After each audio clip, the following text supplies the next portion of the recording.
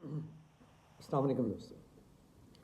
Francis bacon کسی تعارف کا محتاج نہیں ہے، تو ہمیں بس مشہور اور جن کی بہت زیادہ تقلید کی گئی اور جنہیں وہ بہت سمجھنے کی کوشش کی گئی، جنہیں بہت ایڈمائر کیا گیا، ان میں سے ایک نام یہ ہے علم و ادب اور فلسفہ کے حوالے سے۔ تو فرانسس بیکن کی کچھ باتیں آج شیئر کر رہا ہوں آپ سے۔ وہ کہتا تھا کہ انسان کی چھپی ہوئی زندگی ہی بہترین ہوتی ہے۔ وہ اپنے ذہن میں اس کا تصفیہ نہیں کر سکا کہ آیا وہ فکری زندگی کو زیادہ پسند کرتا ہے یا عملی زندگی کو، اور یہ کہ وہ علم جس سے علم نیک میں کام نہ لیا جائے، وہ علم جس سے عمل نیک میں کام نہ لیا جائے، بدنما مدرسی غرور ہے۔ خوبصورت بات ہے کہ ایسا علم جس سے نیک عمل میں کام نہ لیا جائے، وہ بدنما مدرسی غرور ہے۔ اسی طرح ایک جگہ پر وہ کہتا ہے، چالاک آدمی مطالعوں کو برا کہتے ہیں۔ مختلف اسٹیٹ آف مائنڈس ہیں جو کہ زندگی کو کس طرح سے سمجھتے ہیں، اس کو کیٹیگرائز کچھ اس طرح سے کیا ہے کہ چالاک آدمی مطالعوں کو برا کہتے ہیں، سادہ آدمی مطالعوں کو ان کی تعریف کرتے ہیں، عقل مند آدمی مطالعوں کو استعمال کرتے ہیں۔ تو اس طرح سے علم حاصل کر لیا، علم سامنے آ گیا، تو اس کو چالاک آدمی نے برا کہا، سادہ آدمی نے اس کی تعریف کی، اور عقل مند آدمی نے اس کو استعمال کیا۔ اسی طرح یہ نہیں ہوا کہ بیکن نے ایک لمحے کے لیے کتابوں اور غور و فکر کو ترک کر دیا ہو۔ ایسے الفاظ میں جو کہ سقراط کی یاد دلاتے ہیں، وہ لکھتا ہے کہ مجھے فلسفے کے بغیر جینے کی پرواہ نہیں ہے۔ مجھے فلسفے کے بغیر جینے کی پرواہ نہیں، اور وہ اپنے متعلق کہتا ہے کہ میں ایسا انسان ہوں جو اور کسی شے کی نسبت ادب کے لیے زیادہ موزوں ہوں۔ کہ میں ایسا انسان ہوں جو اور کسی شے کی نسبت ادب کے لیے زیادہ موزوں ہوں، اور مجھے مقدر نے میری ذہانت کے رجحان کے خلاف عملی زندگی میں مبتلا کر دیا ہے۔ تو اس کی پہلی تصنیف علم کی توسیع 1592 کے نام سے موسوم ہے۔ فلسفے کے لیے اس میں جو جوش پایا جاتا ہے وہ اقتباس مجبور کرتا ہے۔ وہ میں کوٹ کر رہا ہوں تھوڑا کہ میری تعریف خود ذہن کے لیے مخصوص ہوگی۔ میری تعریف خود ذہن کے لیے مخصوص ہوگی۔ ذہن انسان ہے اور علم ذہن ہے۔ ذہن انسان ہوتا ہے جس حد تک ذہن انسان ہے اور علم ذہن ہے۔ ایک انسان صرف اس حد تک انسان ہوتا ہے جس حد تک کہ وہ علم رکھتا ہے۔ کیا تاثرات کی لذتیں جو اس کی لذتوں سے زیادہ نہیں ہیں؟ کیا تاثرات کی لذتیں جو اس کی لذتوں سے زیادہ نہیں ہیں، اور کیا عقل کی لذتیں تاثرات کی لذتوں سے زیادہ نہیں ہیں؟ کیا صرف وہی سچی اور قدرتی لذت نہیں ہوتی؟ کیا صرف وہی سچی اور قدرتی لذت نہیں ہوتی جس سے کہ عقل کی لذتیں تاثرات کی لذتوں سے کیا صرف وہی سچی اور قدرتی لذت نہیں ہوتی جس سے کہ طبیعت سیر نہ ہو؟ کیا صرف وہ چیز علم نہیں ہے جو ذہن کو ہر قسم کی گڑبڑ سے نجات دے؟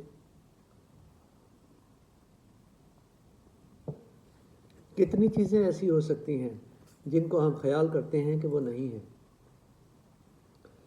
کتنی چیزیں ایسی ہو سکتی ہیں کہ جن کو ہم خیال کرتے ہیں کہ وہ نہیں ہیں۔ کتنی چیزوں کی ہم اس سے زیادہ قدر کرتے ہیں جتنی کہ وہ مستحق ہیں۔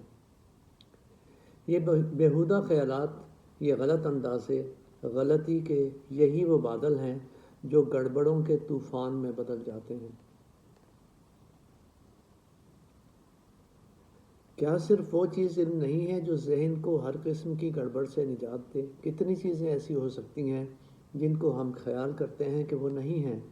کتنی چیزوں کی ہم سے زیادہ قدر کرتے ہیں جتنی کہ وہ مستحق ہیں۔ یہ بیہودہ خیالات، یہ غلط اندازے، غلطی کے یہی وہ بادل ہیں جو گڑبڑوں کے طوفان میں بدل جاتے ہیں۔ بس کیا کوئی مسرت انسانی ذہن کے لیے ایسی ہے جس کو اشیاء کی گڑبڑ سے بالاتر رکھا جائے؟ کیا کوئی مسرت انسانی ذہن کے لیے ایسی ہے جس کو اشیاء کی گڑبڑ سے بالاتر رکھا جائے، جہاں تک کہ وہ فطرت کے نظام اور انسانوں کی غلطی کا لحاظ رکھ سکے؟ کیا صرف خوشی کا نظریہ انکشاف کا نہیں ہے؟ کیا صرف خوشی کا نظریہ انکشاف کا نہیں ہے، قناعت کا ہے اور نفع کا نہیں ہے؟ کیا ہم فطرت کے گودام کے قیمتی اسباب کو اسی طرح سے نہ دیکھیں گے جس طرح سے اس کی دکان کے حسن کو دیکھتے ہیں؟ کیا صداقت بے خبر ہے؟ کیا صداقت بے خبر ہے؟ کیا ہم اس سے قابل قدر نتائج جمع نہیں کر سکتے اور انسان کی زندگی کے لیے ضروری اشیاء فراہم نہیں کر سکتے؟ کیا صداقت بے خبر ہے؟ کیا ہم اس سے قابل قدر نتائج جمع نہیں کر سکتے اور انسان کی زندگی کے لیے ضروری اشیاء فراہم نہیں کر سکتے؟ اس طرح سے فرانسس بیکن نے زندگی کو، عمل کو، انسانی نتیجوں کو، زندگی گزارنے کے طریقوں کو، زندگی کے مختلف معاملات کو سوچنے کے انداز کو متعین کیا اور اسے اپنے لحاظ سے بہترین جگہ پر لا کر لوگوں تک پیش کیا۔ اور اصل بات میرے خیال میں یہی ہے کہ ہماری جیسے مختلف فلسفے پہلے بھی، عقائد پہلے بھی آ چکے ہیں، جس میں چلیے میں تو مثال تھوڑی ہندو مذہب کی دے دیتا ہوں۔ آتما اور برہما کی بات ہے، جیسے کائنات کا علم اور انسان کی روح کا، انسان کے خیال کا علم ہے، انسانی زندگی کو آفاقی زندگی کے نظام سے ملانے کی، سمجھنے کی کوشش۔ ایک بہت پرانی سوچ ہے فلسفیوں کی کہ وہ کس طرح سے ان دونوں کے تعلق کو ظاہر کر سکے۔ یہی تلاش وہ ہے جو خیال کو حقیقت میں بدلتی ہے، اور امیجنیشن جو ہے اس کو ان ہاتھوں تک بھی پہنچا دیتی ہے، ان ذہنوں تک پہنچا دیتی ہیں جو اس کو عملی شکل میں بنا سکے۔ گویا خیال موجود ہیں، ان تک رسائی جو ہے یہ ہماری کوشش میں ضرور ہونی چاہیے۔ اور کوئی ادیب یا کوئی فلسفہ جو تخلیقی ذہن کے ساتھ کچھ لکھنا اور بیان کرنا چاہتا ہے، کوئی بات سمجھانا چاہتا ہے اس انداز میں، وہ اس سوچ سے ہٹ کر چیزوں کو نہیں دیکھ سکتا اور نہ دیکھ پائے گا میرے خیال میں، اور نہ ہی ان میں کوئی ندرت یا نیاپن پیدا ہو سکتا ہے۔ یہ تعلق ہے جو کائنات کا، انسان کا، فطرت کا، اسے جاننے کی ضرورت ہے، کیونکہ ایک طویل سے سلسلہ ہے اس کائنات کی ایک ہونے کا، اور ان میں کیا کیا تعلق کہاں سے نکلتا ہے، اس کو سمجھنے کی ضرورت ہے، سمجھنے کی کوشش کی ضرورت ہے۔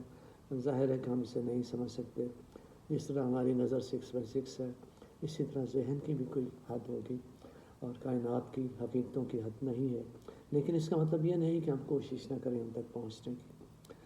وہ کوشش ہی جتنی ہم کر سکتے ہیں وہی ہماری زندگی کا نتیجہ اور وہی ہماری زندگی کا، سمجھ لیجیے، ثمر ہے۔ خوش رہیے، دعاؤں میں یاد رکھیے۔ اللہ حافظ۔